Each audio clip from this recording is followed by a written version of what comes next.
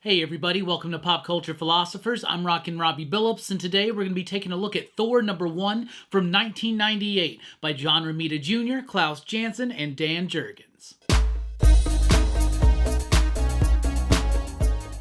That's right, everybody. Thanks for checking out the video. I am Rockin' Robbie Billups, and today we're going to be taking a look inside the mighty Thor #1, also known aka as Thor Volume 2. This came out in 1998, and this was actually the very first Thor #1. See, Thor debuted in a series that had already been in existence, Journey into Mystery, which eventually got retitled as Thor. And then Heroes Reborn happened, right? So this is, as you can see, branded with Heroes Return. So what that is a reference to is the initiative after Heroes Reborn. Heroes Reborn was when Marvel hired Jim Lee and Rob Liefeld to come in and revitalize and reboot Fantastic Four, the Avengers, Captain America, and Iron Man. They were selling very low at the time. They brought in those big guns from Image to try to revitalize some sales on some books that had definitely languished in sales for years and years and years since their last kind of epic of days, right? Now, part of that was the Onslaught story where they killed those characters off, quote unquote, and placed them in a pocket reality where they had their own adventures and stuff like that, right? And then they did Return. That Heroes Reborn stuff went throughout 96 and 97, and then at the tail end of 97, beginning of 98, they relaunched them back into the Marvel Universe. And about 6 months after that, that's when Thor #1 comes out. So I think this came out in May of 98, which would have been as I was not graduating, but it would have been at the end of my junior year of high school. But I loved this book when it came out. I was never really a big fan of Thor. I mean, I liked Thor. I saw Thor in the earliest comics I read. Thor was Eric Masterson's, right? So he had the helmet on and all that stuff. And I did read some Thunderstrike comics when I was a kid, because all of us kids back in 1993 or whenever that was, that's what we read. But I never read like proper Thor. Now, right before this was the launch of the Kurt Busiek, George Perez Avengers run, which I was a huge fan of at this time. In fact, when I say stuff like 90s comics are better than people make it out to be, I'm not always necessarily talking about the Image stuff, though sometimes I am. I'm usually talking about the Vertigo stuff, but sometimes I'm talking about stuff like this. A time when, like, Marvel's post-bankruptcy now, they don't have much money. The only people who are really in the industry are people who have been doing it so long, that's all they know, or people who are truly passionate about this industry. Dan Jurgens coming over to Marvel, that was a little bit of a get for Marvel at this time, placing John Romita Jr., who had been doing work on Spider-Man and other titles like that, placing him on Thor. Will he be able to do it? Will he be able to deliver the Kirbyisms? We knew him from X-Men and Iron Man and Punisher and things like that. Could he do Thor? What was this book going to be? The man who kills Superman. What's he going to do with Thor? Well, spoilers, he kills him. All right, so let's crack this open. But first of all, a really great gatefold cover right there with liquid coloring. I've been talking about them. This like plasticky, toy-looking, shiny, bright coloring. I loved this at the time. It's really obnoxious now, and it doesn't quite work on Romita's lines. But, you know, there you go. Now, another reason... Now, at the time, I loved this because I was just getting into the story. I was getting into a Thor comic that I thought was built strong. It was based in mythology, so I thought that was interesting. I remember in my senior year of high school, I brought some of my Thor comics from this run to my Myth and Legend course to show them off. And as you can see, not to weird stretch, but mine is signed by John Romita Jr. and Klaus Jansen. I love this team together. In fact, the reason why I'm pulling this out is because I just did that Batman video with Klaus Jansen inking on Gene Colan, and I needed a palette cleanser. I did not like this. I did not like that, so I wanted to get into something that I do like. Marvel at this time was doing this nifty like gatefold kind of previously on and introducing the characters, running them down in a previously on, like this is Thor, this is his cast, this is what just happened in the book, and they're referencing Heroes Reborn right there. Those are the Heroes Reborn costumes. Now, when Thor has returned, Asgard is in shambles and all the other gods are gone. This is from the George Perez Kurt Busiek run. And then this is actually from this issue. So Thor now is alone. He doesn't know where the other gods are. He doesn't know anything. He doesn't know what's going on. In fact, he actually showed up later than the rest of the heroes because him and Doom wound up lost in the multiverse. That story is told in an annual in this run coming up at some point. So we cut to New York City. One of the things I do not like about this era of comics is the computer lettering being used instead of like hand-drawn lettering for like signage and stuff. It sticks out. John Romita Jr., Klaus Jansen. I love Klaus Jansen on John Romita Jr. We know that John Romita Jr. draws these big blocky figures. Klaus Jansen uses these really fine lines that just seem dashed out and the big chunky things that just like, it's perfect for Romita and it works so well. It usually has texture. It has grit. This is by the numbers. There is a hostage situation at a daycare. This dude's got a bunch of hostages. He wants to talk to Thor and only Thor. And then you get a big 90s-esque page, which they didn't even do much at Marvel these days, but what a big page. That's how you introduce your hero in his very first #1 issue of all time. There you go. So we got Comicraft, RS and Richard Stark and Comicraft's David Lafier on the lettering, and it's serviceable. It's exactly what it typically is of the time. Gregory Wright on the colors. Some computer coloring, doing some molding on the figures and stuff that just, I don't know, it doesn't quite work. I love these big, giant arms that Thor has. I think this is one of Romita's best Marvel works, is his Thor run. I love Klaus Jansen's inking on it. Now, when I met John Romita Jr., he said that, and so Thor shows up because he's called for it, and this dude is saying that he is one of the gods, and Thor hasn't seen any of his fellow gods since he's returned, so he's intrigued by the mystery. Those giant freaking arms. I love it. This is so, like, rooted in the early 90s. It's like Romita Jr. kind of took his style and adapted it to what was necessary, right? But also still maintaining a little bit of a classic sense. There's a lot of Kirby vibe in this book, which is very appropriate because this was one of Kirby's favorite Marvel works that he did. But John Romita Jr. told me that Dan Jurgens gave them a very loose plot and said, just do whatever, have fun. Like, this happens, and this is where we're going to end, and then do whatever you want, like, however you want to tell it. Now, we're introduced to this new guy. He's a paramedic, Jake Olsen. He will be important to this story, at least for a little bit. So Thor shows up, and he's going to have a conversation with this dude. There's the guy. Almost looks like Alan Moore holding up these kids. Really great sense of movement, and just Thor's, the strategy here is he throws his hammer up. The hammer drops down into the daycare, separating the hostages from the crazy dude who thinks he's a god. He claims he's Heimdall, and Thor's talking to him. He doesn't believe him. Jake Olsen's talking to this police detective. He's like, oh, looks like Thor's buying a story. Thor's like, you know, I've seen crazier things, so let's check out this dude's story. So he whisks him away. Meanwhile, and great artwork, like here's some of that texture that we're seeing, a little bit of splatter, probably toothbrush splatter or something that Klaus Jansen's doing. It's a really interesting, cool way to do the whisking away and the spinning of the hammer.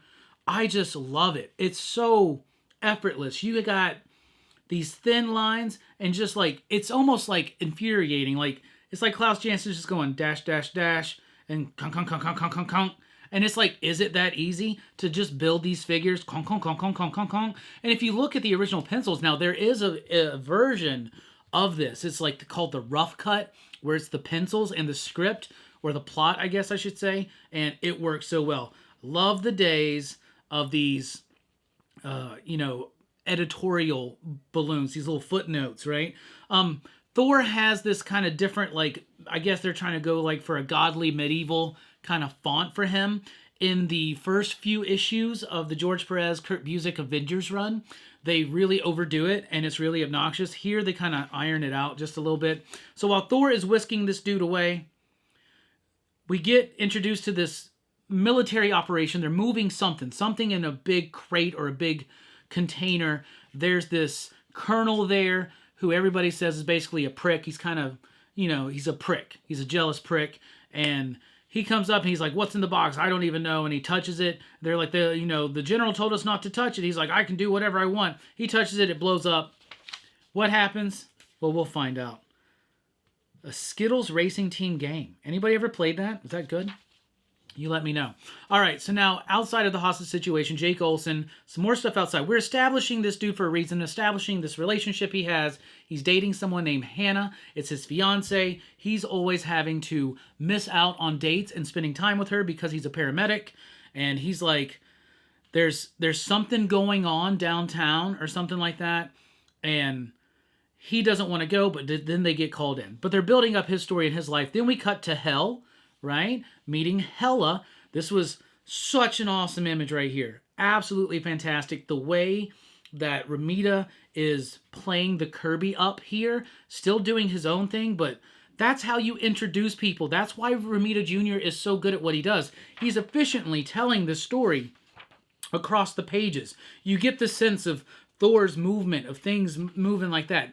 Like the hammer coming back. Klaus Jansen is expertly inking this and adapting exactly what he needs from Romita's pencils, and the way he can introduce a character, a scene, it absolutely works. It's top notch.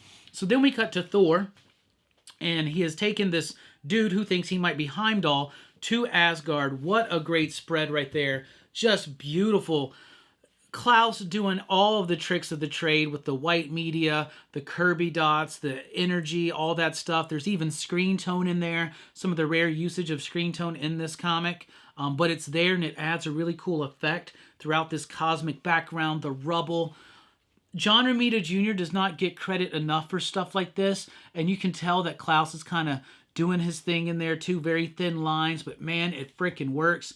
The way that Rainbow Bridge, Bifrost is coming out, the perspective there. The coloring is a little too, this is computer coloring, is trying to mold it. It's not egregious or anything like that, but Gregory Wright's a really good colorist, so maybe at this time he just didn't quite know what the levels were going to be and what he needed to put to have this kind of be. It feels like this should be brighter. Like, it feels like it should be brighter, but it's not. It's fine. It's okay. The choices are there for this page. Eventually, later on, it does kind of get murky. Now, you hear people like Jim Rugg, for instance, and I would agree, a lot of comics from this era kind of blend into a murky, orangey brown, and you see it happening on this page. I mean, at least here they're breaking it up, like color, monochromatic, color, monochromatic. At least they're doing that. Thor gets mad. He finds out after he takes this dude there. This dude gets overwhelmed. He's just a dude. He ain't Heimdall. Thor feels tricked. He's angry. Throws his hammer around. It comes back. He feels alone. A really great moment there in the script. Dan Jurgens is doing a good job of introducing us to Thor, to Asgard, and to the current plight of Thor, right? There's that double-page splash from the beginning, recolored by liquid coloring right there. They see how much they really overdo all that. But we get a little bit of a flashback to young Thor and young Sif and Loki. We build that relationship. If you're a new reader, these are things you need to know, things that can be set up. He then talks about Odin, Balder, Sif, the Warriors 3, and more about Loki. And he's lamenting that the gods are gone and he doesn't know where they are. And this dude's like, man, I'm sorry, dude. I'm just all fucked up, basically. So he takes him. He's like, I know a safe haven. Some more of that great just screen tone with a little white media on there, those Kirby dots, which Mariano Nicieza tells me a lot of people would use an eraser head that from a pencil they would dip in ink and just make those dots. So that's pretty interesting. But Romita Jr., when I met him and I had him sign this, he had nothing but positive things to say about this run. He absolutely loved it. By the way, Thor's tirade here has unlocked some ancient prison, and now some kind of evil entity is free. We'll find out more about that. We got Jake Olsen going to the site of the Avengers, fighting some kind of a robot thing. He's on the phone with Hannah. She's a single mom. He's trying to get engaged to her, but he's never there, never making time. But it's hard for her to justify being upset because he saves lives. But Romita told me he had so much fun doing this because of the freedom, right? Thor comes back with the dude, takes him to the hospital to Jane Foster, the first time they see each other for a while. Look at those just thick lines outlining her. I love that it feels slightly rough, just slightly rough. The coloring, the molding, it's a little rough, the coloring sometimes. They're trying too hard. They got new tools. They don't quite know how it's going to work yet. So I can be forgiving of that. They use a lot of gradients in the background. That's fine. I can be forgiving of that. At the time, I didn't notice it. I wasn't as much, I guess, of a color snob as I am now. But Thor finds out that the Avengers are fighting some kind of robot out by the docks or something like that. So they rush out. Destruction. Once again, Romita and Klaus, they don't get enough credit for these scenes. You know, there's a lot of detail there. So yeah, you do have no background for a couple of these panels, but it's balanced at least. Nowadays, you see way too much empty space sometimes. This is how they did it back in the day. Jack Kirby did it like this. There are plenty of Jack Kirby and Steve Ditko panels where there's no background, right? So the Avengers are there. I like Iron Man by John Romita Jr., but this is not the Iron Man costume to go, that late 90s. That's like the one that Sean Shin did. Like, Sean Shin knew how to do it. George Perez knew how to do it. John Romita Jr., it's a little okay. It's just okay. I just love the effortlessness, it seems. These thick-ass, chunky-ass lines. But we find out what was in the crate. It was the Destroyer. What a bombastic page right there. That page is really, really cool. A little bit more brighter color probably would have helped it pop a little bit more. The Avengers jump into action. Pretty good shot of the Avengers doing that. Big ass, just chunky, chiselly type line around Cap. I just love it. Cap has his old school shield here because his shield had been lost in the sea at this time. So I like those little touches. Eventually it becomes an energy shield. Then here's where some of the color choices, like, I kind of don't understand. Maybe I do, but this all of a sudden goes into this like magenta, purpley magenta thing. The Avengers are still there, but they're in color. But then they take that color palette there, and it all kind of merges together. It's like yellow and brown and yellow, but it just kind of, and orange. It just kind of merges together. But there's Jake Olsen and his partner. They're doing their thing. The Avengers are doing their thing against the Destroyer, but it's no use. Lots of big, bombastic type action here. This is an exercise issue as well. Nobody's able to have any effect on this. Look at that sense of movement right there. I know that's America's ass, by the way. But you feel the power of the fist slamming on that shield. You feel the athleticism of Captain America there shielding his compatriots in the Avengers. And another great big splash here. Big and 90s and boisterous. You got Thor coming in, smacking ass on the Destroyer. Just took the best shot of a god. There is a personality in the Destroyer. It is that Colonel who touched the crate. He somehow got his essence filled into the Destroyer. So that's what's going on there. And then Thor is just letting it all out, but it seems to not quite be enough. So that's kind of scary to the rest of the Avengers. And Jake Olsen's right there. There's a woman trapped under a car. Thor gets up, and then you get these like panels where almost two-thirds of the page is devoted to Thor, a third of the page to Jake Olsen. Thor goes up, starts calling upon the thunder. Really great, powerful Kirby-esque shot right here. Here Jake is trying to lift this car off of this victim by himself. Great, I love it. I love the work so much. Now it seems like, what's Klaus doing here? Now he's using his brush. And the way he's doing that is so cool. And in the coloring, leaving some of that almost all white really does work. So that's cool. But Thor's calling on the storm to unleash the full fury of his power to the Destroyer. Because this dude is just not a good dude. And he shouldn't have the power of the Destroyer. And it's already tough for Thor. The Avengers, nobody can hang with it. Olsen, there's gas leaking towards him. He lifts the car, tries to get the woman free. Thor's unleashing the fury of the storm. The gas catches on fire. This is nicely paced. Thor's blowing the shit out of the Destroyer as Jake's getting the shit blown out of him. It's a weird tangent right there. He saves the woman, but it seems like he's gotten a lot of shrapnel in the back. And by the way, when they introduced Hela earlier, they mentioned that the one she's always been seeking is coming to her very, very soon. All of that, and the Destroyer's still there, and this jackass Colonel says, a couple of warehouses caved in, few cars blew away, and a couple of dock ships were swamped. Me? I'm not moving. Scoom, you are. The digital lettering for the effects of it doesn't feel like it's actually part of the artwork, but it works. It's fine. It's good. Can't be too picky on it. But he blasts the shit out of Thor right there and comes in and just starts smashing on him. Just starts beating the hell out of Thor. And then there it is. You've all seen the movie. You know what happens when that visor comes off. He just blasts the shit out of Thor. And as the Avengers watch, a god dies. Boom. They see the aftermath. And I remember looking at this as a kid. Like, I was a teenager. And I was like, did he just melt his arms or something? And just those, like, those brush strokes, like the just showing the form, showing the shape. Wow, I loved it. And so the big thing, the big kerfluffle, the big thing everybody was saying back then was the man who killed Superman comes in and kills Thor, his very first issue. And he does, but there's a story. Jake is dead. Thor is dead. Their story continues. It was all set up in here with Hel and the missing Asgardians, and we'll find out. But I remember reading this and just being like, holy crap. Like, we see Thor, and we understand how powerful he is. At least I had the understanding from Avengers comics, right? But, and I love in Hell, all the demons or tortured souls there. So, it's all set up. Great artwork. I love Klaus on Romita Jr. Now, I do think the work is better on Punisher. And if I ever get the chance to meet them again, I would get a Punisher Warzone #1 signed.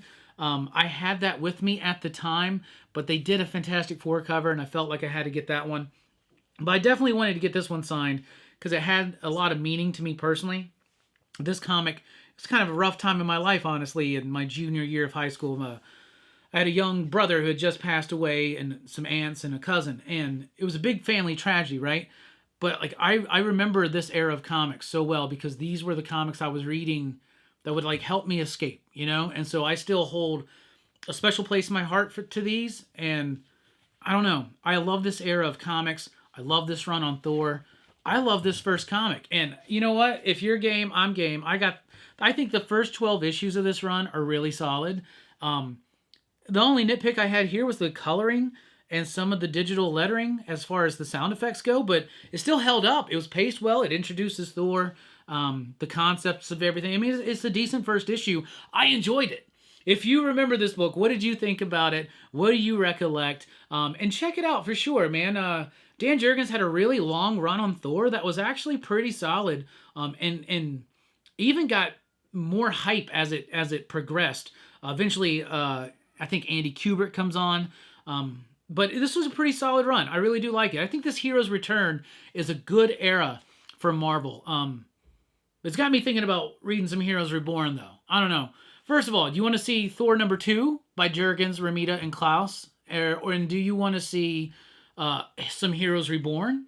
And do you want to see other Heroes Return? Let me know in the comments down below. Thank you so much for checking out the video. I've been Rockin' Robbie Billups. Be sure to like, share, and subscribe. And join us over at popculturephilosophers.com for podcasts, blogs, and a whole lot more. I've been Rockin' Robbie Billups. Like I've already said, keep on reading. Station.